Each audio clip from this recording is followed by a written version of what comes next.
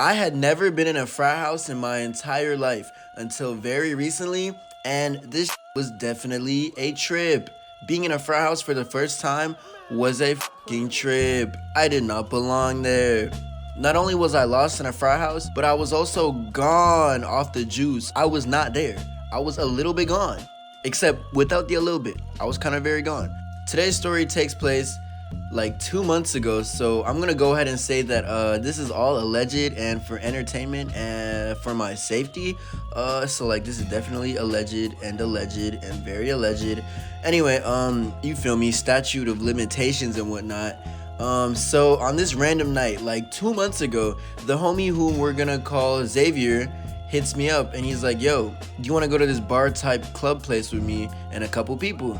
And I'm like, yes, because it's a new experience and there's probably gonna be a story to tell out of it.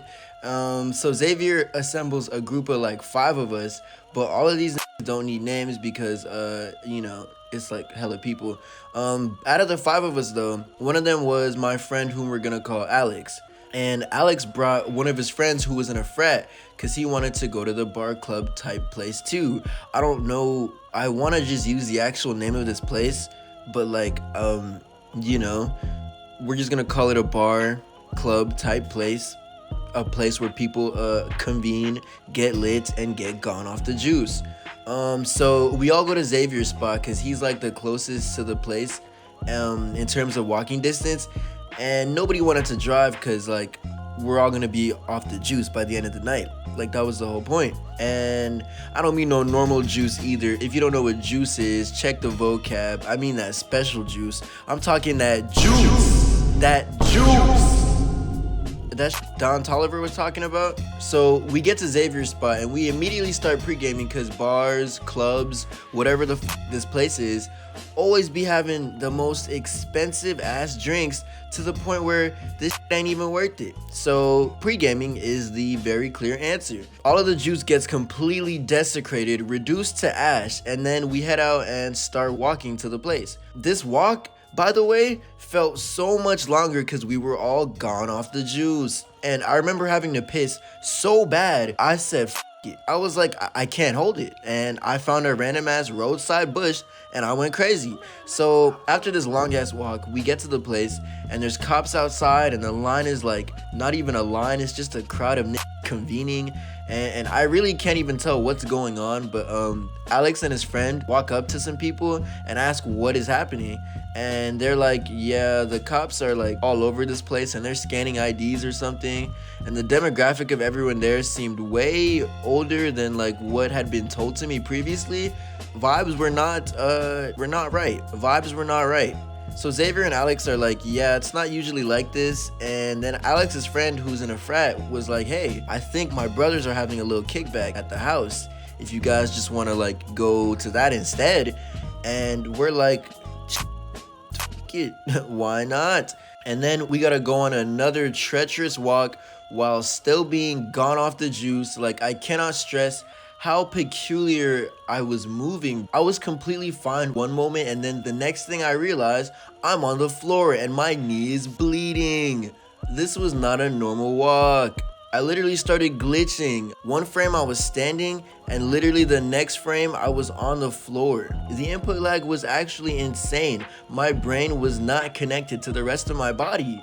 So we get to the frat house and immediately I'm like, holy shit, this is not what I was expecting at all. It was like a mansion, but also like dorms, like if a mansion fused with a dorm building. So it didn't have that mansion sauce and lavishness, but it had the absolute insane size of one. And so we all head outside to the backyard type area because that's where the most people are, a little congregation if you will, and they're playing ping pong. Some people are sitting by the fire, chilling. It was definitely more kickback adjacent. Not a party, which was also cool, but I was gone off the juice, so I really just wanted to turn up and move. So I was like, this is not where I'm trying to be right now. So I was like, F it, I'm going to explore the frat house. And so I act like I'm about to use the bathroom and I just go back inside and I start looking around because this was so big. And first, I stumbled upon a couple of people in what could only be the living room because it was like this big open space with the TV on the wall, but there was like no furniture at all. So I was very confused. But got ox and I hear Uzi, so I start turning up in the middle. And then a couple people join me and it just becomes kind of lit. And I'm like, okay, cool. This is all I really wanted. It's a special type of feeling when people see you turn up and then they want to get live with you. It's like your energy is loud enough to permeate the entire area and take over everyone around you. Like, there's a comparison somewhere here, but it's just not coming to me. Like when Thor gave his powers to all those kids in Love and Thunder, but that movie was ass, so I need a different comparison. Anyway, I start exploring again and find this long ass hallway, and at the end of it is a door that's painted to look just like the Lyrical Lemonade logo, which was actually cool as f. Of course, I didn't open any of these doors because I'm not stupid. This ain't a movie. I know how not to get murdered. But I'm exploring and exploring and exploring until I'm like, damn, this is kind of boring now. Let me go back outside and meet up with the others, which is when I realize I'm fucking lost as hell. I'm extremely lost.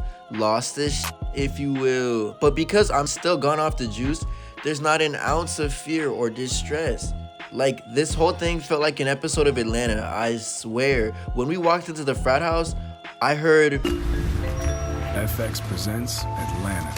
So I'm lost as and then somehow Xavier and co find me and they're like, yeah, we gotta dip. And I'm like, what? And Xavier's like, yeah, that guy over there is my new roommate and he's wilding out apparently. So the frat guys asked us to take him home. So I'm like, that's cool, you know. I did my exploring and I got live as hell, so this is a win in my book. So we gotta go through another treacherous walk back to Xavier's crib, but this time everyone's like tired and it's just not the same. And we make it back to Xavier's crib and start passing out. Everyone's still off the juice, but like tired as hell at this point. All the energy is gone. And that was me exploring a frat house. Like, it was like low-key not at all as crazy as I thought it would be. It felt like just a bunch of like, the image of frat house and frat men was true. Everything about it was just accurate. Like, imagine the entire cast of Blue Mountain State, but instead of being on a football team, they're in a frat and they go to like a school for very intelligent people, but it's still a frat. So it's like, imagine big brain chads, something along those lines. But yeah, don't try any of this at home. If you do, record that shit. Feel no man, he not touching me. Apologize for my sins, I can if she loves for me. Need 100K in cash for them to fuck with me, but all his girl need is a left to open up to me. Why do I